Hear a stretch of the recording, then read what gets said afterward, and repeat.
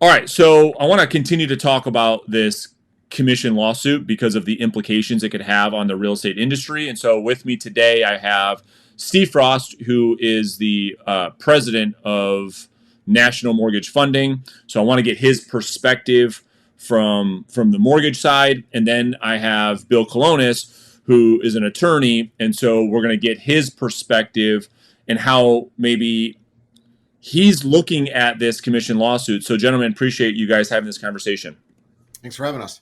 Thanks for having me. Yeah, for sure. So, I'll just tee this up so that the audience can catch up to speed with our conversation, give them a little context, and then we'll dive into it. All right. So, I've got the order from the judge. This was a hearing last Wednesday, and the judge is Andrea Wood. This was her memorandum, opinion, and order to classify this case as a class action lawsuit. And it's the bigger of the two commission lawsuits. And so, just for context, it says plaintiffs are 7 individuals who sold their homes utilizing a local database of properties known as the MLS. As a condition of their listing, they had to put it in the MLS. Each plaintiff's listing had to include a set offer of compensation to any broker who found a buyer for the home. Each plaintiff then paid that offer amount in connection with the sale of their home. According to the plaintiffs, the rules implementing the governing requirement and the MLS include a set of commission offers to the successful buyer broker as an anti-competitive that caused them to artificially inflate commission rates. And so that's what the basis is of this entire lawsuit. And so, Bill, do you want to add any context to that before we get into it a little bit? Well, one thing that I find, I guess, interesting is that this is based on the Sherman Act, right? It's the antitrust stuff. Okay. And I think it's important to remember that, this was originally written in like 1890, right? So this comes out of the historic context of like Rockefeller and Carnegie, where they had these actual monopolies, in our country here. Yeah, for sure. And that's exactly right.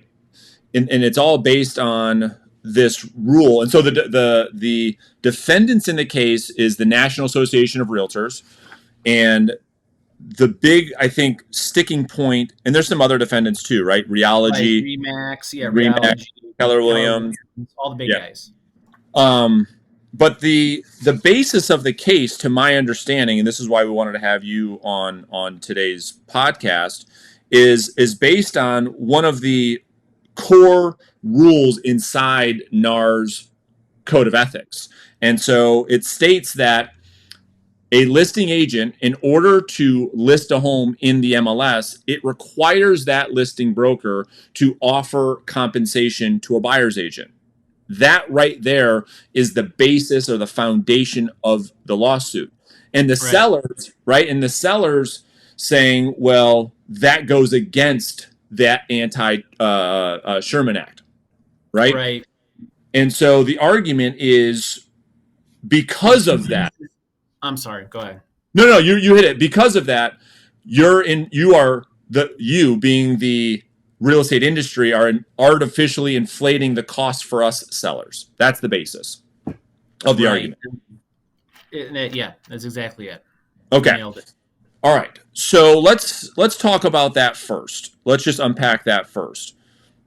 The real estate industry, and based on all the comments and all the videos I made on this, and even the way I see this, is that you could, number one, offer $1 to a buyer's agent in the MLS and you'd be compliant.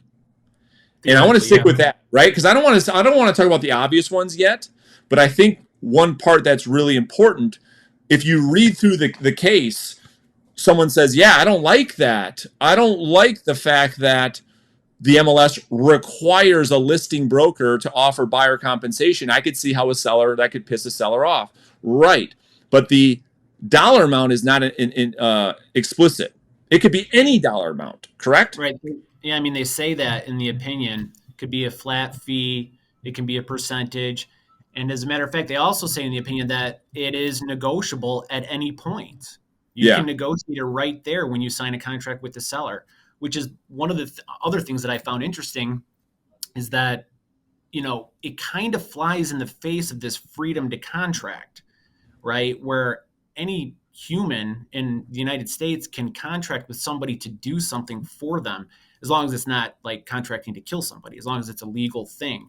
So it's just odd to me that this is the basis of this lawsuit, I guess, is these contracts. Yeah. And it's specifically NAR's policy 7.23. And the rule requires when listing a home for sale in the MLS, the listing seller broker must make a blanket unilateral offer of compensation to buyer brokers. And so I think the biggest challenge for me is when a real estate agent meets with a seller and they're talking about working together. And let's just say Steve's the seller and I'm the real estate agent. And I'm talking to Steve, Bill, and Steve and I are having a conversation. And Steve says, well, I'd like to hire you. What do you charge? And I say X percent. Let's just call it 6% in the context of this conversation. Steve has a decision that he gets to make. He can say yes, he can say no, or he can negotiate with me. And I think the problem that the real estate industry is having with this lawsuit is because of that Steve agrees to compensate said agent to sell Steve's house at the compensation he agrees on. And I think now, as an aftermath, these sellers come back and say, I don't like what you did with the money I agreed to pay you. How does that even get to a point where a judge would say, where it would make it this far? That's the biggest question I think realtors have. Well, one thing, and I don't want to go down a rabbit hole with this, but the judge in this case was a Obama appointee, so that probably means that she's ideologically aligned with the left and things like that. And this kind of comes down to that old classic battle where is government intervention needed, or is freedom to contract and conduct business freely more important, right? When you're looking at it from the perspective of consumer protection. So yeah, and we're going to talk about consumer protection in today's episode a lot because I've got some specific points that I want to argue back and forth. But before we get to that, let me go a little bit deeper with this. In other words, the suit is claiming the basis of the lawsuit is the compensation to the buyer broker. In other words, if Steve agrees to pay me 6%, and I, as the listing agent, go out there and procure the buyer, and I'm the only agent involved in the transaction, and Steve still pays 6%, and that is how it was done the whole time, does this case even exist? I don't know. It's a great question. Like, that's what we're talking about. It's where is the law? Where's the challenge of this case? How does it have any legs or merit, rather, if Steve says, Brandon, I'm going to pay you 6% to sell my house? And on one hand, I sell the house using my own efforts. Steve's, applauding me, saying, great job. You deserve the 6%. But then only when he finds out that I went outside and got another agent to bring us an offer to the property, Steve still paid 6%. Why now is that a class action lawsuit? That's what I don't understand. Well, okay. It's because it's required, There's right? a Is lot. it because they're required to pay the buyer agent through NAR, that where you mentioned that section of NAR requires that you offer a buyer agent commission? Yeah. So what I would say, I mean, initially is that the seller already knows that constructively, implicitly, explicitly. They know it on all levels because they've read and signed the contract, presumably, which states that's where the money's going to be going. That's how it's going to be used in that situation. Well, let me ask you this. Furthermore, not only does Steve agree to pay said agent 6% to sell the house or whatever percent, when Steve is presented with an offer, and that offer is in fact from another real estate company and another real estate agent, Steve still you guys said the word require, is not obligated and is not required to accept any offer. Even if a seller lists a house inside the MLS and Steve says, yep, I want my house for sale, I'm showing the house for sale, and I'm paying 6%, I go out there and procure an offer from Billy Bob, from Billy Bob's Real Estate. Steve doesn't have to accept that. Steve still has another opportunity to make another decision to say, nope, I don't want that offer. Is that true? Yes. Yeah. Sellers are not obligated to accept that offer. Never. There's no asking price.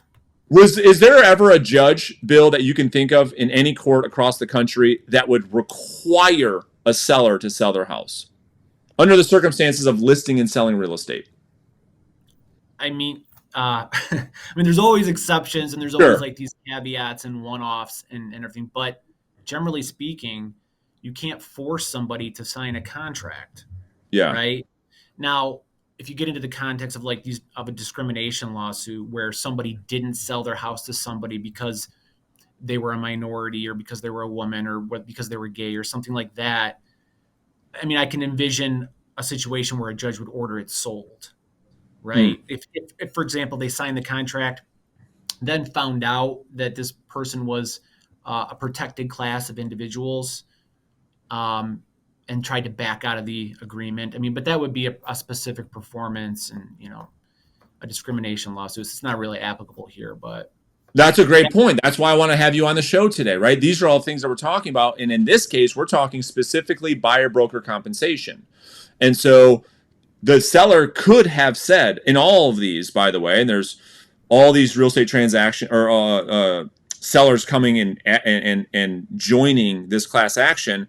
Couldn't the seller had said, well, of the 6%, I want you to sell the house. I don't want another agent I want you to sell it. And the seller could have done that, but they didn't. They didn't do that. They accepted, not only did they sign a listing contract that outlined clearly the listing agent's compensation. Then what happened is that that seller was presented with an offer from their listing agent, from another agent. And in this case, Steve is our example. And Steve accepts the offer. And so then furthermore, once we get past that, so that's the second occurrence. Right. He lists the house. He accepts an offer. Then he goes through the entire process of the real estate transaction, the inspection, the appraisal. He is then presented with a closing disclosure 3 days before he is scheduled to close on the home that outlines all of the fees of the real estate transaction. And he is signing that closing disclosure days before the closing, which outlines Bob's going to get this much commission, Susie's going to get this much commission. He or she signs that, then shows up at a closing and is presented with those closing numbers yet again that clearly outline this is how commissions are being dispersed, signs the closing documents, is presented with a check or a wire at the closing. Even through all of that, takes the money, deposits the money. Does that not imply implicitly that he is in agreement with the terms of the agreement? Yeah, I mean, generally, if you accept the check and cash it, that, well, not 100% of the time, but that sort of implies that you're accepting the check. I mean, you don't have to go back and then tell your bank, like, yeah, I really want to keep that. I mean, so now let me just play dummy for a second. Okay, I show up at court and I'm not an attorney. I haven't been to law school. I'm not a judge. Steve and I are neighbors. And I agree to sell Steve my scooter because Steve likes scooters, right? Is that true, Steve? Big scooter guy. You're a big scooter guy.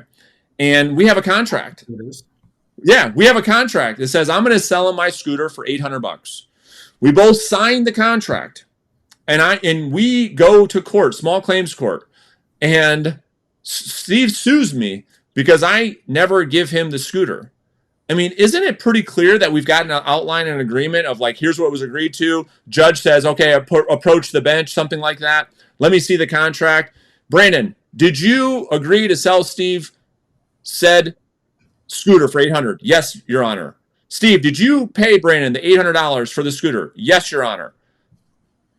They wave the gavel, ding, ding, ding, ding, case closed, give him the fucking scooter. What am I missing? I mean, huh? Or return the 800. Or return the 800. Why is this so different? That there's clear things in line. There's clear contractual agreements. The four occurrences that I outlined. Bill, please, for all of us, what are we missing? All right. Well, just to play devil's advocate, I think the point of the lawsuit is that it's a consumer protection based lawsuit, and they're saying that because of the stranglehold that NAR has on this industry, and everybody that practices real estate has to be part of a board, has to be part of an MLS, has to be affiliated with NAR, and it's everybody that's in NAR has to be affiliated with a board. Everyone that's in a board has to be affiliated with NAR. Because of that situation. And I'm sorry to cut you off, but I'm going to try to dumb this down for people that maybe operate at my brain level, because I'm like this, like you're talking about Rockefeller. Like I am literally thinking about oysters with cheese on them when you talk about Rockefeller. So which is an anecdotal point. Yeah. So is so the way this goes to the antitrust, right? Like the monopoly would be all the real estate companies, right? Like your Keller Williams, your Realogy, EXP, whoever it might be.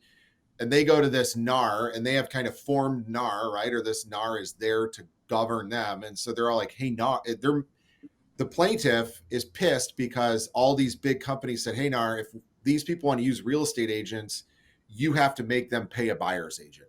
Is that the basis for why it's why it would be under that antitrust or that monopoly situation? Yeah. Is that where that's coming from? Effectively a monopoly because 90% of all homes sold in the United States went through the MLS, and you can't get into the MLS unless you agree to, if the transaction is governed by their rules, right? Through a realtor who's affiliated with NAR.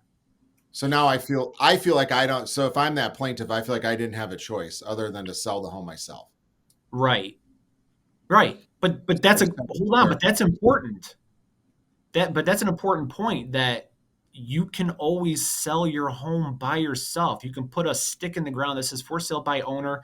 You can put it online by yourself, right? You don't need anybody for that. But when you want to start using other people's resources, like their platforms, their programs, all their data that they collect that costs money, I mean, you usually have to pay for that. Water's free too. But if you want it to come out of your faucet clean, you have to pay for that. So that's the argument that I think a lot of real estate agents are making and are having such a hard time is you can argue the antitrust thing all you want. The seller agreed to it. It's not like they're saying that they didn't effectively have a choice. That if they want to sell their home on the market, they have to use a realtor who has to abide by NAR's standards and rules and ethical practices, which in my opinion aren't bad. I mean, you have to have standards in an industry.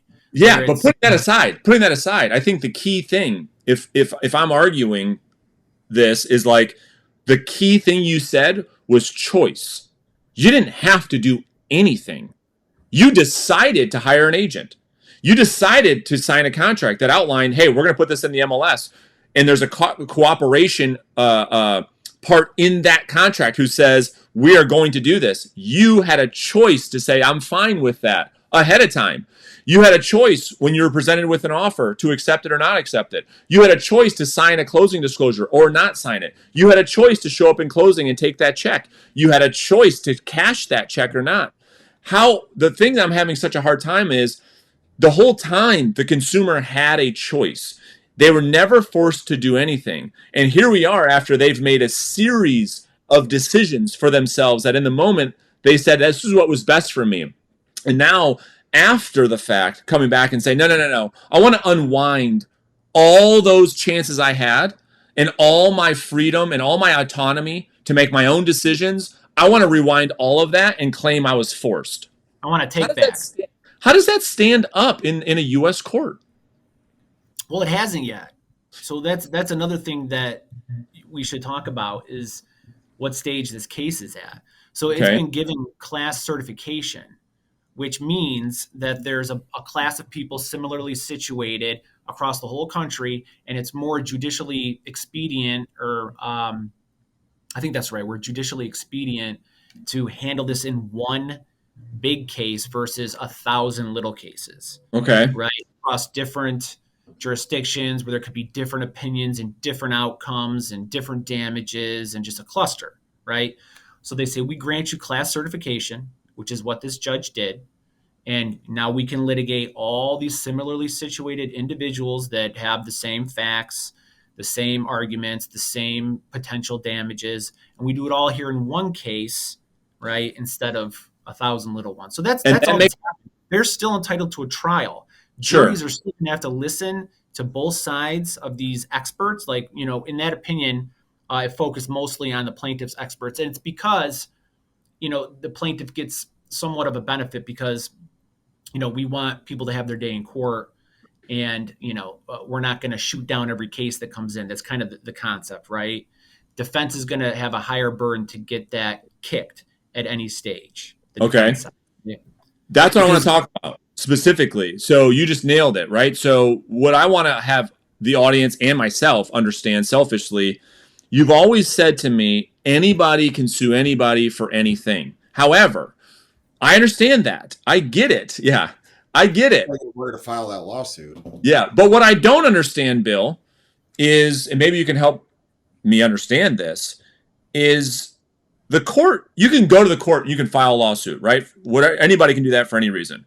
But at some point, aren't there things in place to say, does this thing have legs? Does this thing have merit? Are we going to waste a bunch of time, bunch of resources? Attorneys have to go at some point. I don't know what the process is called. I'm sure you're going to tell us in a second. And make some type of initial argument, and then the judge say, yeah, this thing's got legs. We're going to continue to process number 2. Or they say, get out of here. You're wasting everybody's time. Don't come back. What is that process in the law called? All right, so I think what you're talking about is motions for summary disposition, right? Yeah. Where if everybody agrees on the underlying facts of the case, right, which sometimes happens, they say, well, yeah, all this stuff happened. We're not disagreeing with any of that. Yep, these people sold their houses. Yep, we took 3% commission per side. Yep, we used NAR and contracts given to us by, whatever. We abided by all this. We all agree on all of that. So what it comes down to is a legal analysis of whether this case should be dismissed for strictly legal, statutory precedent, Right. strictly legal reasons, not factual reasons. Those are Mm. motions for summary disposition, which I imagine that the defendants are going to appeal this grant of certification, which they can do with, I think there's a 15 or 30 or 45 day time frame they have to file leave for appeal. I would imagine they're going to do that. But if they don't, I imagine the next thing they do is motion for summary disposition. And if they lose that, they'll probably appeal that. So this is going to go on for a long, long time. Absolutely. Yeah. So you brought up something earlier in the conversation that I want to get both of your opinions on. So the whole basis is this whole opting in to the buyer broker compensation. But what it comes down to, the legs of the lawsuit, you said it a couple times, is consumer protection. Okay, let's assume that it is. Let's play that out. This is the second part that I don't understand. If that is true, if the plaintiff's side of the argument is consumer protection, and it's a massive if, the judge rules in favor of these commission lawsuits, and buyer agents are a thing of the past, that sellers are no longer have to do this, and they win, and that's a long shot, but let's just pretend they do. The part that I'm having the hardest time to understand is, how is that better Dodd-Frank? We're going to talk about Dodd in a second. How is that protecting the consumer? Specifically, check this out. 2 points. Point number 1. The buyers, if the plaintiff says, we want to be a protected class, we want to protect the buyers. Okay, cool. No more buyer's agents. Now you have 6.5 to 7 million homeowners a year potentially going unrepresented in arguably the biggest financial transaction of their life. How is that better for the consumer? So I think, I agree with what you said, but to play devil's advocate Yes. here, I think the plaintiffs are saying that buyer's agents' responsibilities are exaggerated and not as important to warrant those higher fees, right? Fine. The 3% aside. So what they did was they compared the United States to other countries that have, I guess, a similar economy and similar culture. I think it was England, Belgium, and Australia, I think. Australia, yeah, exactly.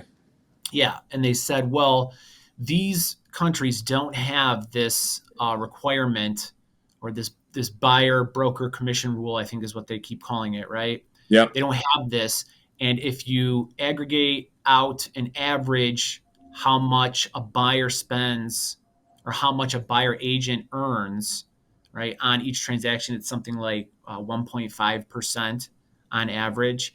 Now, the first thing when I was reading that is, I mean, what are their values? I know England has like crazy values where houses here, they're 250 or like $1 million there. So Right. yeah, people would take one. But besides all that, they're saying that if left to fend for themselves, buyers agents have to, get their own contracts and convince the buyers to pay them. They will earn a lot less, and it will cost the sellers a lot less. And by a lot, I mean, I think they use from 3 to 1.5 is basically their estimate. So I agree. The real estate industry says, great, let's play that out. How is that better for the consumer? Yeah, I'm paying less. So there's something we talk a lot about. We call it the Cobra effect. It's simply unintended consequences. So if that is the argument being made by the plaintiffs, and it's super debatable, the value of a buyer's agent, and let's put that aside. Somebody else can debate that. Let's pretend buyers see no value in the buyer's agent and they go unrepresented. Again, I ask, how does that protect the buyer to go into a real estate contract with no representation? How does that benefit the buyer? I don't know that it does. Save them a couple of bucks in the back end. Well, the money aside, we're talking about protection. That's why, I don't see an upside. It's like they're arguing against themselves as the unintended consequence. They're going to find themselves, if they win the argument that they're arguing, being in a worse off situation potentially. That's one huge sticking point. And then, Steve, I'm going to come to you in a second. And then the other one is, well, then they're just making the argument, well, it's better for the seller because they save 3%. Okay, how is that better for the seller? Check this out.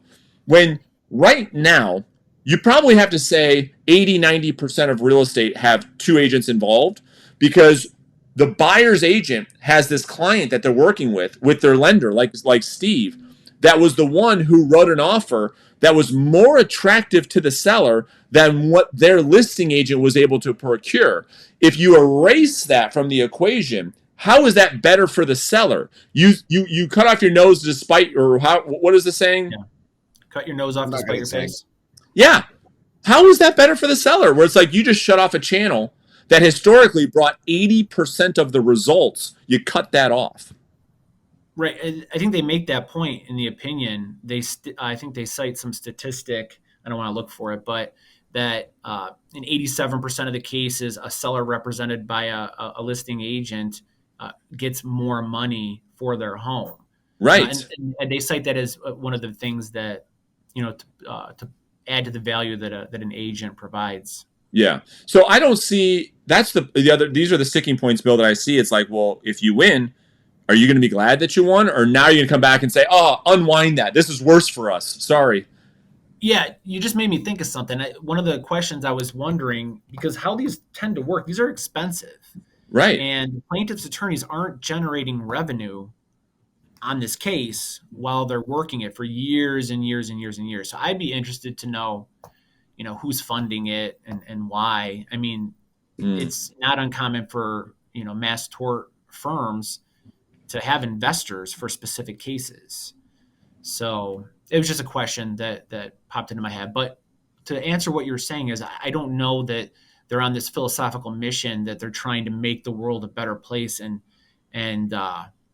protect the consumer. I think they saw an opportunity for multi-billion dollar lawsuit. 14 billion or 13 billion. Yeah. And that, wow, of course. Yeah.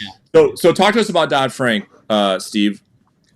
Well, it just popped in my head. Anytime you say consumer protection, like I'm just thinking into the future of of what this turns into, right? So like it's either if the buyer's agent commission is eliminated, then this turns, in my opinion, it turns into seller concession, right? That's like the first thing that came into my head is like, 100%. okay, so now when I'm a listing agent, I'm like, hey, listen, like this listing agreement, 3%.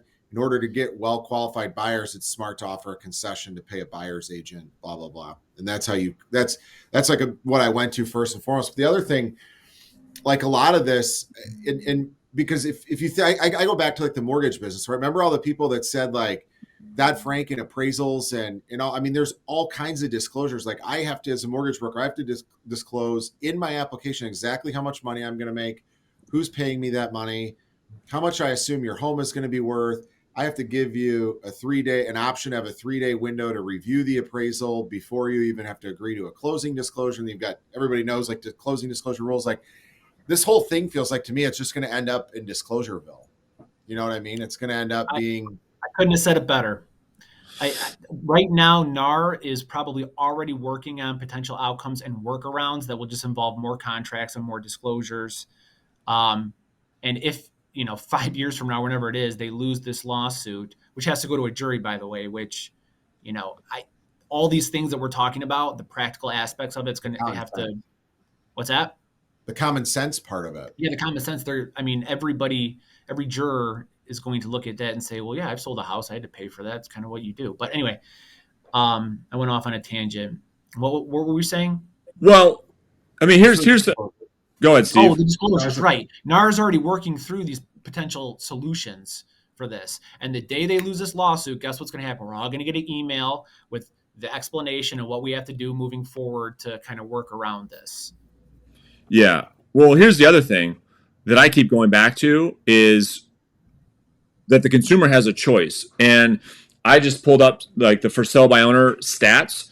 It's like if this is just about the money and you're not seeing value in a realtor, you have the choice to sell on your own. Nobody is making you hire a realtor. And in fact, for sale by owner numbers have gone down over time as the transaction becomes more complex, not up. In the 80s, it was like 12, 14% of the transactions were for sale by owner. Last year it was 8%. It's going down. So you can't, it's like the chicken or the egg thing I always talk about. On one hand, the consumer says, well, I don't want to pay all these fees. Don't. Sell it on your own. And then here's what happens all the time we see in the industry is the person who says, I don't want to pay for that, but I want you to do all the work too. I want to sell for sale by owner, but I want all your services. You hit it at the beginning. That to me is kind of what's happening. What do you think this house is worth, and how much should I list it at? Exactly. And always. It's like you don't have to work with an agent, but then you choose to work with one, and then when you choose to work with one, now you're mad that you worked with one. Right. Yeah, after the fact. After you got the benefit of after you got what you want, after you got the benefit, after you got the check, now you're mad.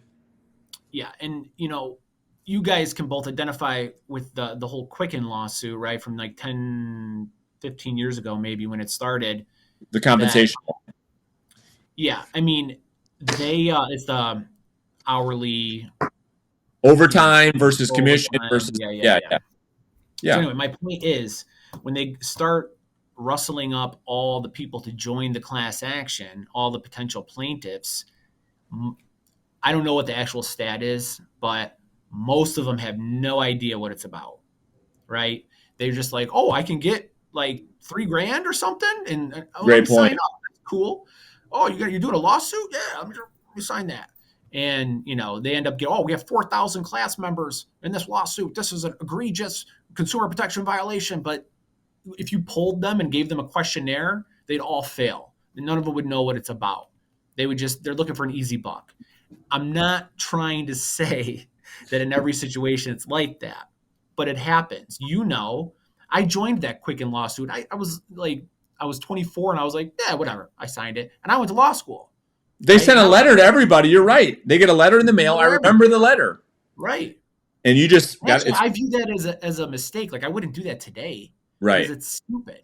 But I didn't, I was younger and I was like, whatever. Who cares? Yeah. Sign it, forget about it. What's that? So They're never taking you back, by the way. Yeah. They keep track of that. I never went back, but I'm just kidding. yeah. Steve, let me ask you this on the lending side, all right? And then we can put a bow on this. But on the lending side, a lot of the arguments that a lot of people, a lot of lenders and a lot of realtors are making is if in fact the buyers have to end up paying for their own representation, how does that affect qualifying with the mortgage? And can you roll that cost into the mortgage? And will mortgage companies be forced to allow, that to be part of closing costs? Like, how would you see that playing out? I mean, they're, like Fannie Mae and Freddie Mac. And I mean, like, if you think like to get an FHA loan, you pay 1.75% that's financed into the loan. So if you get an FHA loan, you got to put 3.5% down, or you're financing 96.5%, right? But then they add on 1.75% outside of what would be like a normal down payment calculation to pay FHA. So does it go that way? I don't know, maybe, but I think it turns into, like a seller concession type of thing, because that's the hardest part with the real estate transaction, and especially in today's market. Like, incomes are high, but savings are low, and that's just kind of our current cycle, right? Like, everybody's making a lot of money, but they're not saving a lot of money. So people would rather get more seller concessions and reduce their cash to closing than they're worried about for the payment, right? So it's going to be one of those things. They would rather find a way, so maybe you get under contract and then you come back and say, hey, now that we've agreed to price, can we move the purchase price, add seller concessions to pay my real estate agent cost? I'm sure it'll go that way. I'll tell you too, I'm spinning my mind. Like 2 years ago, I had a client that got hit, a seller. I was representing the buyer as their lender, and the seller got the CD and saw the real estate agent commission and canceled the whole thing. He's like, I'm not paying that. Canceled the whole thing. And both of the agents ended up reducing their commission to like 1.25% each or something. That's the point. That's the point.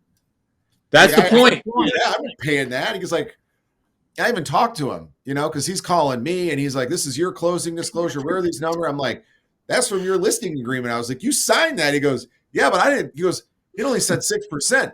Right. I didn't know percent was $24,000. I know. It's so true. Bill, so I think you just hit Bill and I. Bill, you go first. What did you tell us? Well, that's the point. It's subject to negotiation. That's right. I see it every day. I have to sign, an addendum approving somebody reducing their commission. Happens every day. So that's what you're not obligated to use a realtor. You can sell it for sale by owner, but then you can negotiate that commission if you think it's too high. And it happens every day. Every day. How does the judge, how is this even gone? This has been going for 3 or 4 years already, costing millions of dollars in legal fees. I just don't understand how the U.S. court system works, obviously, that this thing even gets this far, where it's just such a clear thing to me. I know there's a lot of context. I know there's a lot of nuance. I don't probably understand antitrust laws. I don't even, and I'm a licensed attorney, and I don't have all the context and knowledge. But I can't. The logic, though, if it's a $13 billion lawsuit, there's no one's going to pay you're not going to Keller Williams and get $13 billion. I know. Or you're not going to go to that buyer's agent. Like, remember that commission from 2017? Like, give me your $12,450. They're going to be like, no, I don't have it. So that was my question. How does that play out, Bill? Like, in a fantasy world where this thing, they win, the plaintiffs win, the 13.2 bill, like, where does that come from? So what they did was so there's a part in that opinion that the economics professor from wherever it was, New York University or Stanford or Harvard, some Ivy League economics professor says, well, if you look to these other countries and they don't have this rule and they're paying significantly less, right, in buyers' commissions, buyer agent commissions, then that's the difference. So we take the average amount here, which was like 2.8% or something, and the average amount there, 1.5%. And what's the difference? That 1.3%, right? So then they times it all out by all the transactions that were done, and they came up with 17 billion. Again, I get it, but where's the money come from? Who pays that? Oh, the defendants pay at the end if they lose or they file bankruptcy. So, but hold on. do you understand, just to give you context, there's never been a class action that large in the United States. I was going to say the same thing. It's like, so, Right. Probably the so, world. Probably the world. so how do you see, we'll end with that. How do you see, Bill, this thing playing out? Like, you just having the information that you have, no one's tying anything, you're not giving legal advice, all the disclaimers, disclaim, whatever you need to disclaim. I'm just curious to get your opinion. How do you feel like this thing plays out? Yeah. I mean, I'm shooting from the hip in the dark, wild guesses with blindfolds on. But it's going to come down to what the jury believes with the experts and whether this is a collusion of these companies and NAR trying to keep their fees high. If they convince the jury that our fees would go much lower and that all these consumers were uninformed and there's no viable options, then the jury could find in favor of the plaintiffs, right? And that's the risky part for when any attorney looks at this stuff, is like, how are we going to get these jurors? It'll take them a year to pick the jury probably alone, but and we take 12 dummies that don't know anything about economics or real estate, and we say, hey, what do you guys think? You guys think they should pay $13 billion? All right. Well, Steve hit it. My question is so I just Googled this. I said, what is Keller Williams Realty's valuation? They said somewhere around $2 billion.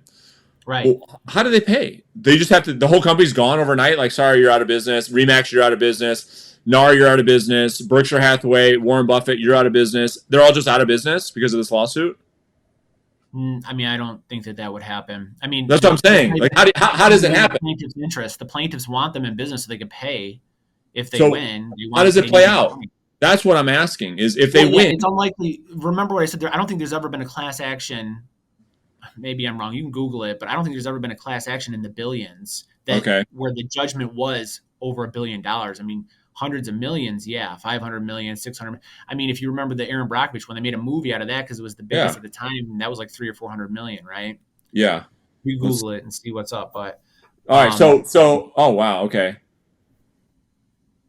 206 billion. Yeah, 246 billion. The tobacco, the tobacco settlement agreement. Yeah, but and they're paying that over time, like 50 years or something. It says it's unlikely for this to ever be beaten anytime soon. Yeah. But anyway, I just it'll be interesting to see what happens. I wanted to get your take and both your takes, and so we the real estate community thanks both of you for jumping on the podcast today. Thanks for having us, man. That's it. What else you want to talk about? I don't know. We're gonna get disclosures. Be ready for another page in your contract. Well, that no one when you say, let me reiterate on a more practical level, like what's probably going to happen is that buyers agents may have to charge a little less, right? If they win. The buyers agents aren't charging anything. I understand. They'll earn, how about this? They'll earn a little bit less per transaction, right? Like there might be some restrictions on that, similar to these example countries that they're talking about where there is no rule that you have to pay. It's got to be negotiated specifically at every transaction. So that's probably like the worst case scenario for agents on the day-to-day level. Let me just ask this. And they have to negotiate their fees up front like an attorney does. Which is fine. I still go back to the first problem I have with the entire case, which is you agreed to pay me 6%. Your only problem is when you found out I paid somebody else some of that money. Had I sold the home, you would have not ever filed a class action lawsuit. If I kept those 6%, all 6%, you would have been fine. That to me, it's like, okay. That's a potential outcome too, that there's only selling agents and they get 6%. I was going to say, exactly. And that is the key thing too that I'm talking about with the agents that I'm coaching. I'm like, this is just a positive thing for listing agents. This probably just makes becoming a listing agent that much more appealing if this thing goes that direction. Yeah. Because it's like, oh, now all the buyers have to come to me. I control all the money. I control all the buyers. I control the entire process. Isn't that what every listing agent wants? right? So, anyways, it'll be interesting how it plays out. But it's going to take years for this thing to be solved, right? That's the last, I think, question for you, Bill. With a class action of this magnitude, we're talking about what length of time? I know you don't know, but like Yeah. 5 years, 10 years, 3 years, 2 years? Well, the petition for certification was filed in 2019, and It only took, what, 4 years for that to happen? 3.5, 4 years for them to grant certification. So, Wow. That puts it into context right there. yeah, that's just the beginning, really. And I they're probably going to appeal this. I mean, I would assume. Yeah. Well, Bill, we appreciate it. Steve, thank you so much. You're welcome.